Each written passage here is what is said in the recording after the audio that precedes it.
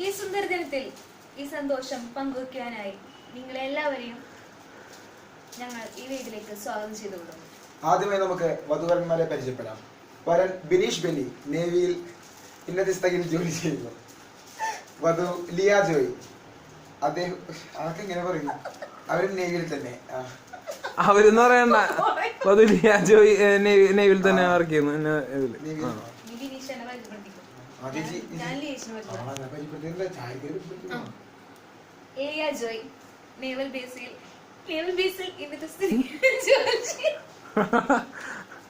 അടുത്ത പറയൂ. അടുത്തതായി നമുക്ക് വധുവരന്മാരുടെ മാതാപിതാക്കളെ പരിചയപ്പെടാം. വരൻ ബിനീഷിന്റെ മാതാപിതാക്കൾ ബെന്നിയും ഭാര്യ റീത്തയുമാണ്. അവരെ ക്ഷണിക്കാം. അപ്പൊ അവര് വന്നോണ്ടിരിക്കയാണ്. അപ്പൊ നീ പറയണം ബെന്നി ഇന്നതായിട്ട് ചെയ്യുന്നു, റീത്ത് ഇതായിട്ട് ചെയ്യുന്നു. അടുത്ത നീ വധുവിന്റെ. അടുത്തതായി വധു ലിയയുടെ പേരൻസിനൊക്കെ പരിചയപ്പെടാം. ജോയിയും റാണിയും ഈ വേദിയിലേക്ക് ഞങ്ങൾ സ്വാഗതം ചെയ്തോളൂ. പറ. ജോയി ഇങ്ങനെ കോർപ്പറേഷൻ റിട്ടയർഡ് ഉദ്യോഗസ്ഥനാണ്. ഭാര്യ ഇത് ഹോം മേക്കറാണ്. ജോയി ഒരു റിട്ടയർഡ് ഉദ്യോഗസ്ഥനാണ്. അദ്ദേഹത്തിന്റെ വൈഫ് വർക്ക് ചെയ്യുന്നു. ഓക്കെ. അടുത്തതായി ജീവൻ തെളിയിക്കൽ ചടങ്ങാണ്. അപ്പൊ അവരുടെ ഗോഡ് പാരന്റ്സാ. അടുത്തതായി വരണ്ടേ ഗോഡ് പാരന്റ്സിനെ വേദിയിലേക്ക് ക്ഷണിച്ചോളുന്നു. അടുത്തതായി നമുക്ക് വരണ്ടേ ഗോഡ് പാരന്റ്സിനെ വേദിയിലേക്ക് ക്ഷണിക്കാം.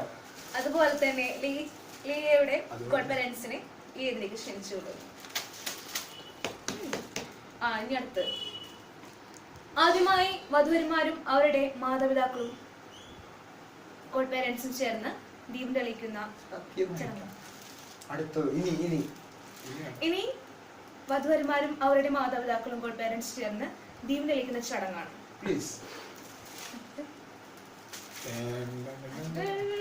ഈ ദീപങ്ങൾ ബിനീഷിന്റെയും ലിയയുടെയും ജീവിതത്തിൽ പ്രകാശം പരത്തുന്നതിനിടയാകട്ടെ എന്ന് നമുക്ക് ഈ നിമിഷത്തിൽ ഇവരെ ആശംസിക്കാം.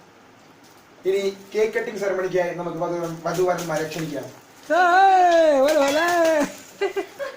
എല്ലാവർക്കും ഇഷ്ടമുള്ള ഒന്നാണ് മധുരം. ഈ ചടങ്ങ് അർത്ഥമാക്കുന്ന പോലെ തന്നെ ജീവിതം ഏവർക്കും മധുരമായ ഓർമ്മകൾ കൊണ്ട് സമ്പുഷ്ടമാകട്ടെ എന്ന് ആശംസിക്കാം.